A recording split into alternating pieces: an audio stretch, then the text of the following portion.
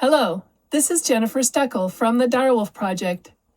In today's video, we're going to discuss which puppies I decided to keep from the monster movie litter. Don't forget to stay till the end for your free gift. We'll see you then.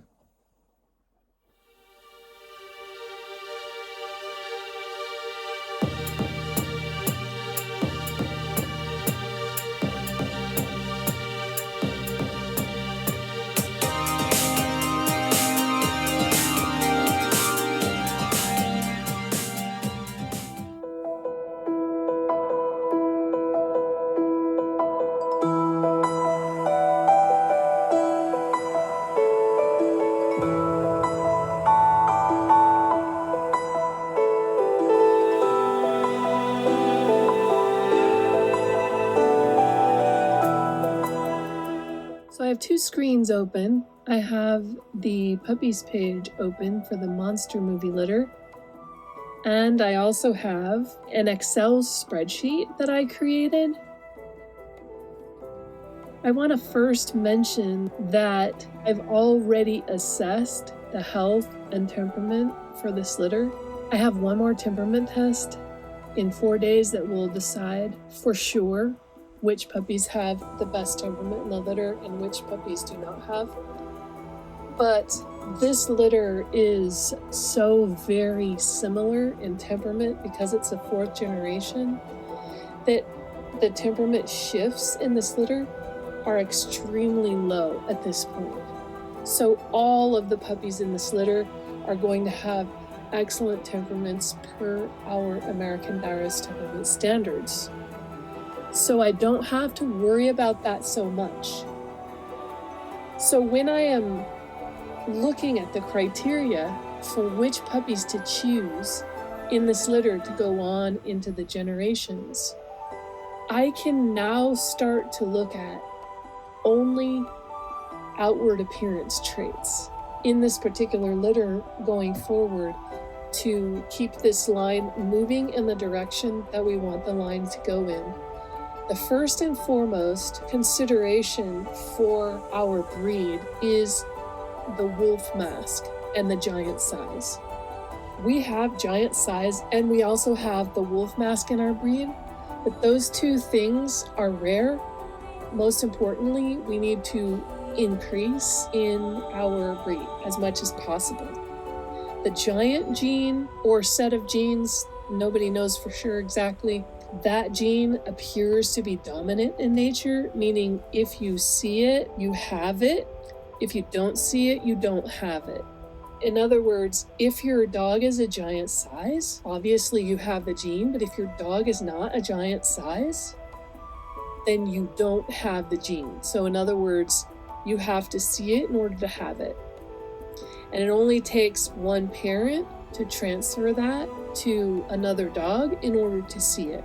Therefore, if you don't choose for it, you will lose it.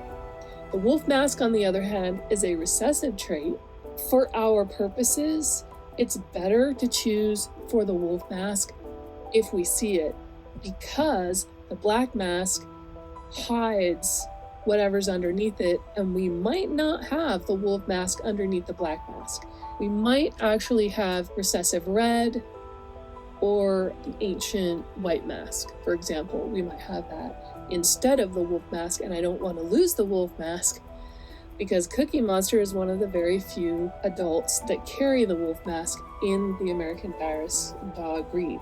I went through all of the puppies in the monster movie litter. I wrote all their names down, and then I put across the top what traits these particular puppies have that are most important to identify.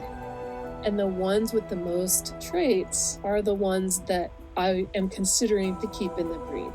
Okay, so then I looked at all of the puppies. I measured their size, I measured their hair length, I measured their tail length, I analyzed their muzzle, I checked for white spotting. All of these things I looked for, And then I counted up all the traits for the puppies. After looking at all 7 of these traits, one puppy stood out with the most traits. Look at this. Gamera, who is red collar, has everything that we want except for she happens to be gold. Okay, most people associate wolf or wolf type breeds as being silver in look, silver or black. And so gold kind of detracts from that, but because it has a wolf mask, Gamera will look more wolfy than if she did not have a wolf mask. So she does have a short tail length, a wide skull. She's a giant size, but she is the largest size in the litter, even though she's a female. And she has medium hair length, which is good for us because short would have been a lot more like the mom, and we would like the look of the wolf, which has a longer mane and tail. So she has 6 of the 7 traits, so she is definitely the one to choose. We'll have to decide on Manila if she's also going to stay in the breed. If she does definitely have a black mask, it doesn't, it's not the end of the world. It would be better if she had a wolf mask, but because we're keeping another one with a wolf mask, we can go ahead and compromise. But the one that's the most disappointing is the white spotting. We try very hard to eliminate that because she's a giant and she's a dark silver and she has a medium length coat with a wide skull and a medium length tail. She has 5 of the 7 traits, and so we're looking at her as well. The next puppy that I want to talk about is Creature, or brown collar puppy. Even though he only has 3 of the 7 outward appearance traits that we're tracking, he's actually hands down the best temperament in this litter. I have a really hard time deciding not to choose him because I know already that his temperament is superior. We're talking about, on a scale of 1 to 10, he's a 10. Even though he's a tri-gold, even though he has a long coat, even though he has a black mask, even though he's not a giant size, he still has an incredible temperament. And in the Direwolf Project, temperament is always chosen above outward appearance. So he's another one that I'm considering, although for outward appearance sake, he is not exactly the best choice.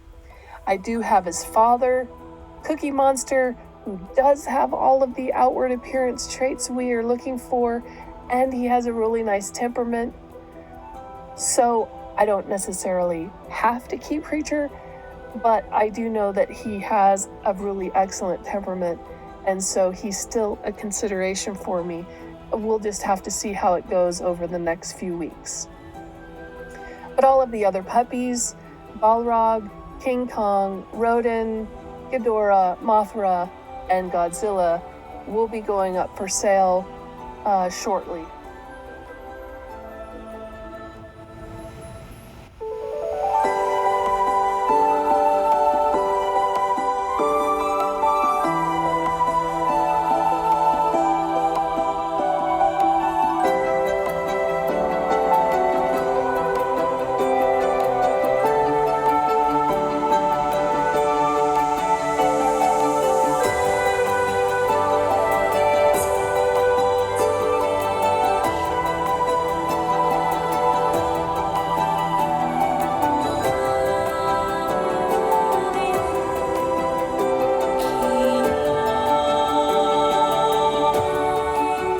Thank you for joining us today. It was great to have you with us.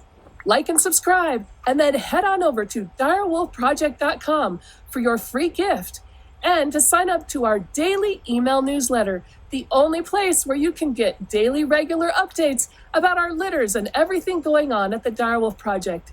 Have a great day. Bye-bye.